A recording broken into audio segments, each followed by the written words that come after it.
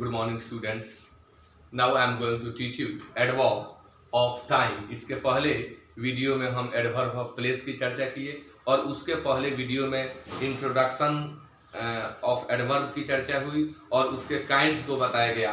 और आज अब बताने जा रहे हैं adverb of manner।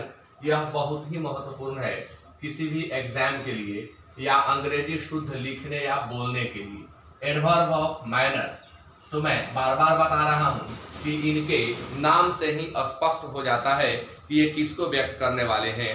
तो एडवर्ब ऑफ मैनर यानी यह मैनर को व्यक्त करेगा। तो हम इसको ट्रिक से ऐसे बताएंगे, वे सभी शब्द जो किसी काम के होने या करने के तरीका को बताएं उन्हें एडवर्ब ऑफ मैनर कहते हैं। यानी अगर आप हाउ लगा करके प्रश्न पूछते हैं और हाउ के उत्तर में जितने शब्द आते हैं, हाउ के उत्तर में जो भी शब्द आते हैं वो सभी एडवर्ब ऑफ मैनर होते हैं।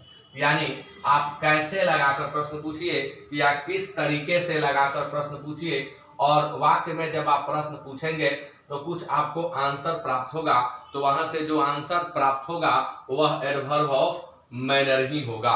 इन व्हाट मैनर से भी आप प्रश्न पूछ सकते हैं, आप हाउ से भी प्रश्न पूछ सकते हैं। क्या क्या इसके अंतर्गत आते हैं? तो दीज आर एज फॉलोज। इसके अंतर्गत क्या क्या आते हैं? इसके अंतर्गत आता है well, ill, warmly, coldly, properly, beautifully, fast, etc. ये सभी शब्द एडवर्ब ऑफ मैनर हैं। और अगर इनके हम हिंदी पर ध्यान दें तो इन जितने भी एडवर्ब ऑफ मैनर होते हैं सभी एडवर्ब ऑफ मैनर के हिंदी में या तो से लगा रहता है, नहीं तो पूर्वक लगा रहता है, नहीं तो तरीके से लगा रहता है। जैसे अच्छे तरीके से, ठीक ठाक ढंग से या सच्चाई पूर्वक, परिश्रम पूर्वक, तो ये सभी शब्द जो हिंदी के हैं वो एडवर्ब ऑफ मैनर हैं। अब हमें इन्हें वाक्य में यूज करना है। जैसे एक सेंटेंस में दे रहा हूं, ही वॉज रनिंग फास्टली। बहुत से लोग लिखते बोलते हैं इस तरह के वाक्य को, ही वॉज रनिंग फास्टली। मैं आपको बता दूं कि कुछ ऐसे एडवर्ब हैं जो एडजेक्टिव में भी वही होते हैं और एडवर्ब में भी वही होते हैं। जैसे फास्ट शब्द अपने आप में एडजेक्टिव है लेकिन यह एडवर्ब का भी काम करता है। जैसे he is a fast bowler, he is a fast bowler. इस वाक्य में बॉलर नाउन की विशेषता फास्ट बता रहा है इसलिए वह एडजेक्टिव है। लेकिन हम कहें कि ही रन्स फास्ट तो ही रन्स फास्ट में रन की विशेषता फास्ट बता रहा है इसलिए यहाँ यह एडवर्ब है, एडजेक्टिव नहीं है। वैसे ही हार्ड होता है, जैसे इट सीम्स हार्ड, यह कठिन मालूम पड़ता है, तो it seems hard, he tried hard. इसमें हम नहीं कहेंगे he tried hardly, he worked hardly, ये गलत हो जाएगा। हार्ड का एडवर्ब हार्ड ही होता है गुड सेंस में। अगर नेगेटिव की बात करें तो हार्डली भी होता है लेकिन वो निगेटिविटी को व्यक्त करता है। तो मेरा मतलब था यह बताना कि कुछ ऐसे एडजेक्टिव हैं जो एडवर्ब का भी काम कर लेते हैं और बाय मिस्टेक लोग उनमें एलवाई लगा देते हैं। जैसे यहाँ देखिए, ही वॉज रनिंग फास्टली, यह गलत है। ऐसा सेंटेंस देखते आप काट देंगे। Fastly is not an adverb of manner. अगर हम इसे, कुछ लेखकों ने लिख दिया है कि फास्टली शब्द ही नहीं है, ऐसा नहीं कह सकते। फास्टली शब्द है और वो मैनर के अंतर्गत ही आता है लेकिन वो बताता है जोर से, कसकर, टाइटली। फास्टली का अर्थ होता है टाइटली। जैसे इसे जोर से पकड़ो तो होल्ड इट टाइटली या होल्ड इट फास्टली। लेकिन जहां भी तेजी से के अर्थ में यूज करना हो आप फास्टली का प्रयोग नहीं करेंगे। ऐसा ही एक एग्जांपल मैं दे देता हूं, he worked hardly and got success. ये पूरा एडवर्ब ऑफ मैनर एरर के टाइप से भरा हुआ रहता है। ही वर्कड हार्डली अगर हम कह देंगे तो ये तो निगेटिव हो जाएगा। हार्डली मीन्स होता है मुश्किल से, तो मुश्किल से मेहनत करके सफलता कैसे पा लिया, यानी कठिन परिश्रम करके सफलता पाया।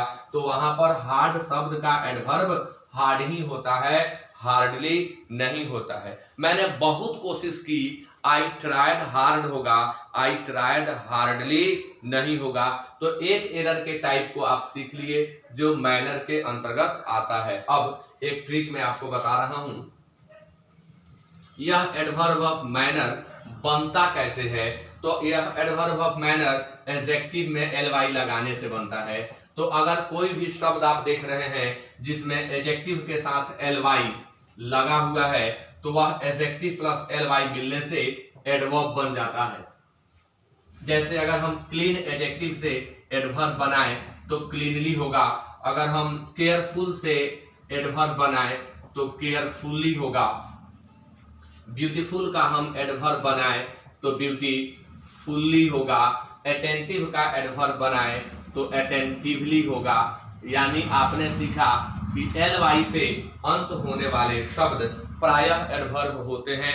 हम सभी नहीं कह सकते क्योंकि एलवाई से अंत होने वाले कुछ शब्द नाउन भी होते हैं, वो भी मैं आपको क्लियर कर दूंगा। तो ये एडजेक्टिव एलवाई से अंत होने वाले कुछ शब्द एडजेक्टिव होते हैं और वो नाउन में एलवाई जोड़ने से बनते हैं, उसे भी मैं क्लियर कर देता हूं। तो ये क्लीनली, केयरली, ब्यूटीफुल्ली, अटेंटिवली ये सभी एडजेक्टिव से बने हुए हैं, इसलिए ये सभी एडवर्ब हैं। अब ये जब एडवर्ब हैं तो इनका प्रयोग हम कभी भी नाउन के पहले नहीं कर सकते हैं। अगर इन सब का प्रयोग नाउन के पहले किया गया हो तो ये सभी गलत माने जाते हैं क्योंकि ये एडवर्ब हैं और नाउन की विशेषता में एडवर्ब का प्रयोग नहीं किया जाता है। इस ट्रिक को आप अलग से नोट कर सकते हैं कि अगर adverb of manner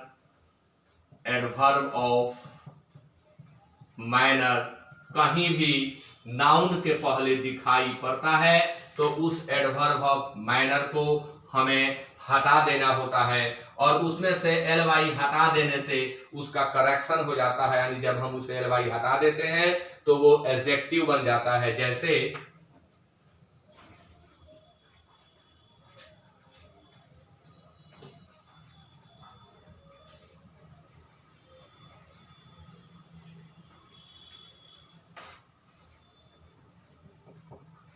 My father's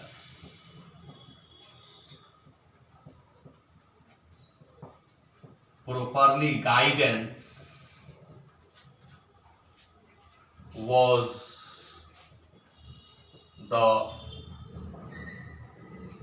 secret of my success। इस वाक्य में आप देखिए कि प्रॉपरली शब्द लगा है। जैसे भी जब भी इस तरह का एरर आपको डिटेक्ट करना हो तो सबसे पहले उस एडवर्ब वाले शब्द को पकड़ें। हमने यहाँ देखा प्रॉपरली लगा हुआ है, इसको चेक कैसे करें तो इसके ठीक बाद वाले शब्द को देखें, गाइडेंस। गाइडेंस शब्द मार्गदर्शन हिंदी में होता है और यह अपने आप में नाउन है। और अभी हमने यहाँ ट्रिक बताया कि नाउन की विशेषता एडवर्ब ऑफ मैनर के द्वारा हम नहीं बता सकते। तो मैं कहूंगा कि कहीं भी अगर इस तरह का आपको क्वेश्चन मिलता है तो इस पार्ट को आप बेहिचक काटें, यह बिल्कुल गलत है। यहाँ प्रॉपरली को सुधारने के लिए हमें प्रॉपर लिखना होगा, जैसा कि यहाँ हम ट्रिक में बता दिए कि एडवर्ब ऑफ मैनर को आप हटा देंगे और उसके जगह पर आप प्रयोग कर देंगे एडजेक्टिव का, जैसे कि यहाँ किया गया।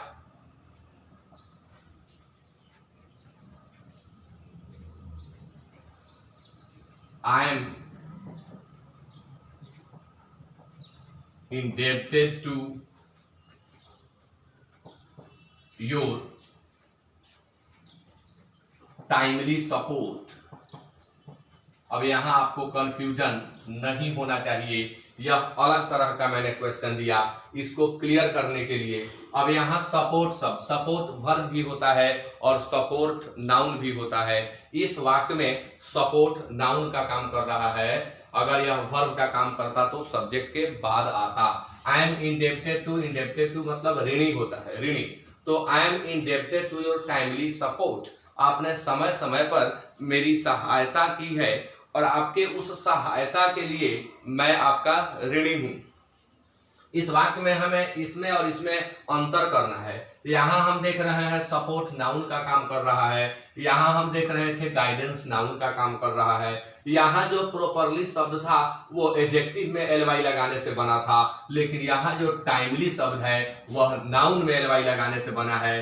तो इसको क्लियर करने के लिए यह ट्रिक जान लीजिए कि जब भी आप नाउन में एलवाई लगाएंगे तो वो एडवर्ब नहीं बनेगा, वो एडजेक्टिव बनेगा, और इस स्थिति में इसे काटना नहीं होगा, यह वाक्य बिल्कुल सही हो जाएगा। टाइमली गलत नहीं है, यह टाइमली बिल्कुल सही है क्योंकि जब हम नाउन में एल वाई जोड़ दिए तो यह एडजेक्टिव बन गया, और एडजेक्टिव किसकी विशेषता बताता है, तो नाउन या प्रोनाउन की, इसलिए यहाँ पर सपोर्ट नाउन की विशेषता में यह टाइमली शब्द बिल्कुल सही है। तो इस तरह का जब आपको एग्जाम्पल मिले एल वाई वाला तो तुरंत दो चीज आपके मन में आना चाहिए कि वह काम किसका कर रहा है, एडजेक्टिव का कर रहा है कि एडवर्ब का कर रहा है। कैसे क्लियर करें, दोनों का ट्रिक मैं बताया। अगर एडजेक्टिव में एल वाई जोड़ा गया है तब वो एडवर्ब ऑफ मैनर है, अगर नाउन में एल वाई जोड़ा गया है तो वह एडजेक्टिव है। तो जब नाउन में एल वाई जोड़ा गया हो तो वह नाउन की विशेषता बता देगा, और जब एडजेक्टिव में एल वाई जोड़ा गया हो तो वह नाउन की विशेषता नहीं बताएगा। अब इन दोनों वाक्यों से यह क्लियर हो गया होगा। फिर भी एक वाक्य आप ले सकते हैं।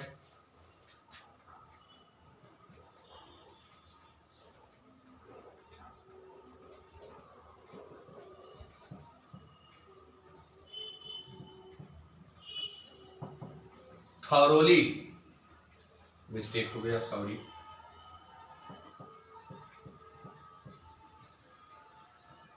Thoroughly study of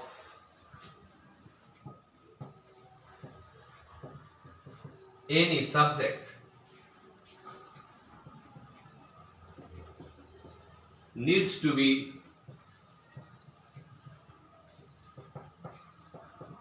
conversant with it। अगर किसी भी विषय का आपको ज्ञाता बनना है, आपको जानकार बनना है, कन्वर्सेंट मतलब होता है ज्ञाता या जानकार, अगर किसी भी विषय का आपको ज्ञाता बनना है, जानकार बनना है, तो उस विषय का स्टडी आपको थॉरोली करना होता है। अब यहाँ हमें क्लियर करना है कि यह जो शब्द दिया गया है सही है कि गलत है इस जगह पर। तो कैसे क्लियर करें, तो यह स्टडी शब्द यहाँ नाउन है कि वर्ब है? बिल्कुल यह नाउन है, क्योंकि यह वर्ब होता तो इसके पहले सब्जेक्ट होता, इसके बाद ऑब्जेक्ट होता, ऐसा कुछ नहीं है, तो खुद सब्जेक्ट के जगह पर आया है। Thoroughly study of any subject, ये टोटल पार्ट सब्जेक्ट है क्योंकि ये वर्ब के पहले आया है। किसी भी विषय का संपूर्ण अध्ययन आपको उसका ज्ञाता बना देता है और आपको जरूरत होती है ऐसा करने की, तो यह नाउन है, इसलिए यहाँ थॉरोली शब्द हटा करके हमें थॉरो का प्रयोग करना होगा।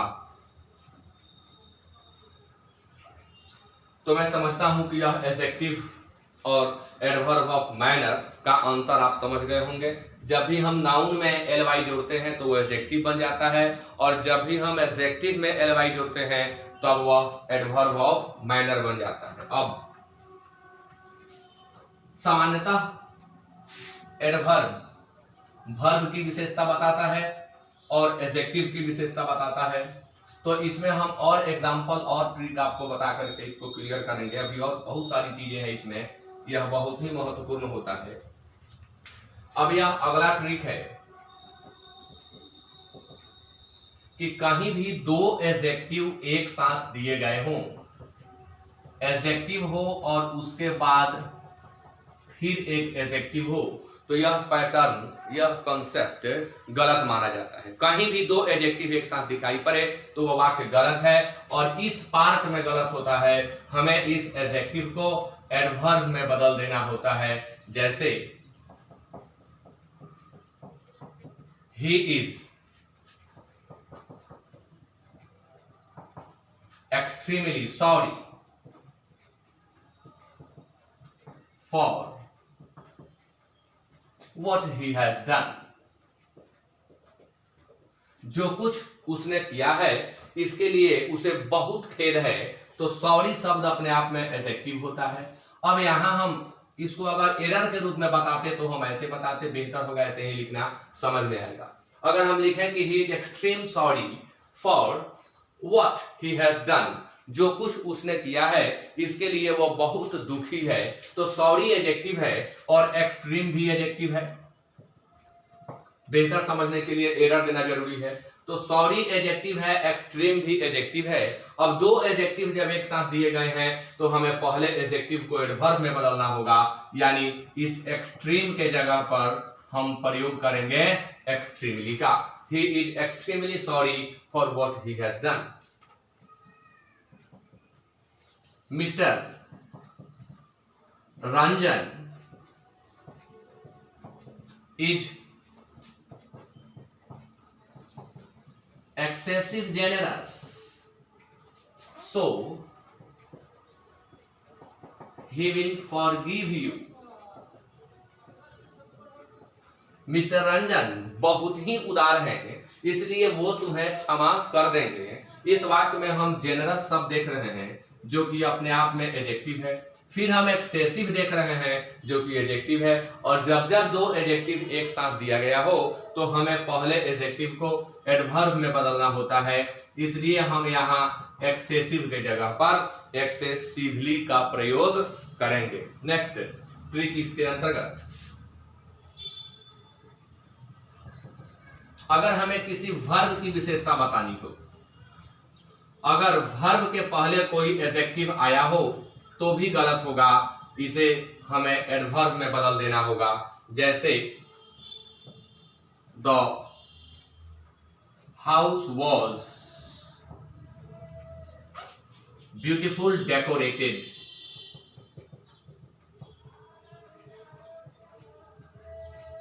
यहां डेकोरेटेड वाला पार्ट पैसिव वॉइस में है, वर्ब का तीसरा रूप है, पैसिव फंक्शन में आया हुआ है और इसके पहले ब्यूटीफुल लगा हुआ है। जब जब ऐसा होता है तो यह वर्ब होते हुए एडजेक्टिव का काम करने लगता है। इसके पहले के वीडियोस में भी हम इस बात को बताए हैं। तो ये डेकोरेटेड है तो वर्ब, क्योंकि ये पैसिव स्ट्रक्चर में आया हुआ है, वर्ब 3 है। अब यह एडजेक्टिव का काम करने लगता है, इतना समझ में नहीं आता है मत आए, आप ट्रिक देखिए, आपका आंसर बिल्कुल सही होगा। डेकोरेटेड को हम V3 कहते हैं। अब V3 के पहले ब्यूटीफुल आया हुआ है जो कि गलत है, क्योंकि ट्रिक हमने बताया कि वर्ब के पहले एडजेक्टिव आए तो आपका सेंटेंस गलत होगा, उसके जगह आपको प्रयोग करना होगा एडवर्ब का। तो आप जब भी इस तरह का वाक्य पाएं तो उसे काट दें, और अगर करेक्शन करना है तो उसके बदले एडवर्ब का प्रयोग करें। तो इसका सही रूप होगा the house was beautifully decorated. Next trick,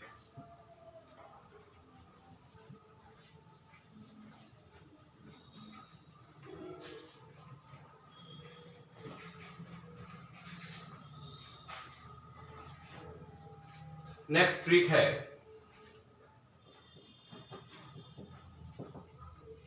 कि अगर वर्ब के बाद ऑब्जेक्ट दिया गया हो तो इसके बाद भी हम एडजेक्टिव का प्रयोग नहीं करेंगे, और यदि ऑब्जेक्ट न दिया गया हो तो वर्ब के बाद भी हम एडजेक्टिव का प्रयोग न करेंगे। ऑब्जेक्ट हो तब भी, ऑब्जेक्ट नहीं हो तब भी यहां आने वाला एडजेक्टिव गलत माना जाता है। इसको सही करने के लिए, करेक्शन के लिए हमें वहां एडवर्ब का प्रयोग करना होता है। जैसे ही मेंटेन्स हिज कार प्रॉपर।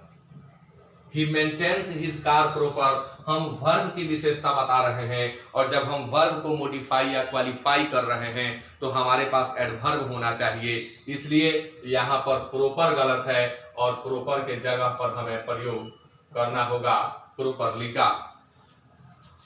सी राइट्स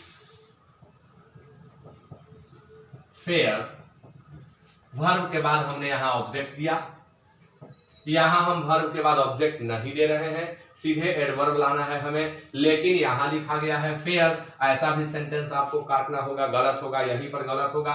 फेयर के लिए हमें यहाँ फेयरली करना होगा, तब इस सेंटेंस का करेक्शन होगा। यानी जब कभी वर्ब की विशेषता बतानी हो तो आप एडवर्ब का प्रयोग करें, वर्ब के पहले आने वाले एडजेक्टिव को एडवर्ब में बदल दें, या वर्ब के बाद आने वाले एडजेक्टिव को एडवर्ब में बदल दें। लेकिन इसके कुछ एक्सेप्शंस होते हैं, कुछ अपवाद होते हैं। क्या इसके एक्सेप्शंस हैं?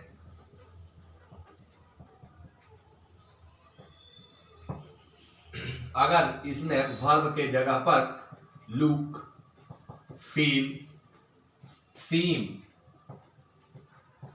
टेस्ट, अपीयर, रिमेन या स्मेल का प्रयोग हुआ हो, अगर इनका प्रयोग वर्ब के रूप में हुआ हो तो इनके बाद एडजेक्टिव को एडजेक्टिव के रूप में ही रहने देते हैं। रूप के आधार पर वह शब्द एडजेक्टिव होता है, लेकिन वह शब्द वहां काम करता है एडवर्ब का। अगर हम उसको उसके फॉर्म के आधार पर देखें तो वह है एडजेक्टिव, अगर उसको हम उसके फंक्शन के आधार पर देखें तो वह होता है एडवर्ब। जैसे he was looking handsomely,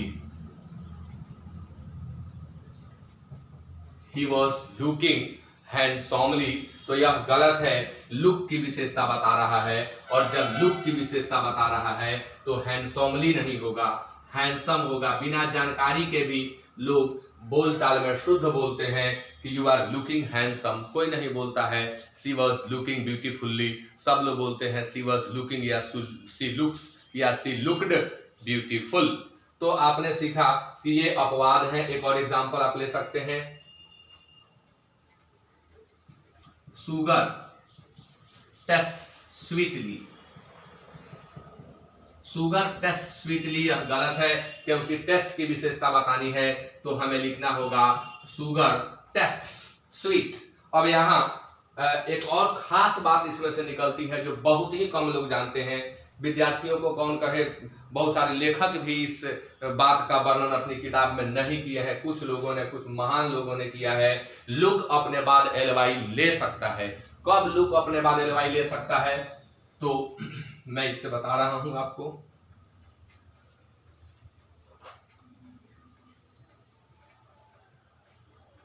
जब लुक के बाद, यह वेरी वेरी इंपॉर्टेंट है, बहुत कम लोग जानते हैं, विद्यार्थी तो ना के बराबर होंगे जो इसे जानते होंगे। लुक के बाद यदि आयत लगा हो, लुक के बाद यदि आयत लगा हो तो इसके बाद आने वाले एडजेक्टिव में आप एलवाई का प्रयोग करें, यह सही होगा। क्योंकि लुक मतलब होता है दिखना और लुक आयत मतलब होता है देखना, तो जब देखना के अर्थ में आता है तब वो एलवाई लेता है। जैसे मैं उसकी ओर गुस्से से देख रहा था तो I was looking at him angry, तो यह सेंटेंस गलत हो जाएगा। I was looking at him angry, इसके पहले हमने बताया कि लुक के बाद आपको एलवाई नहीं लगाना है, लेकिन आप बिल्कुल स्पष्ट समझ लें कि जब जब लुक के बाद आयत लगा हो तब तब आपको एडवर्ब का प्रयोग करना है और एलवाई लगाना है उसमें। तो I was looking at him angrily,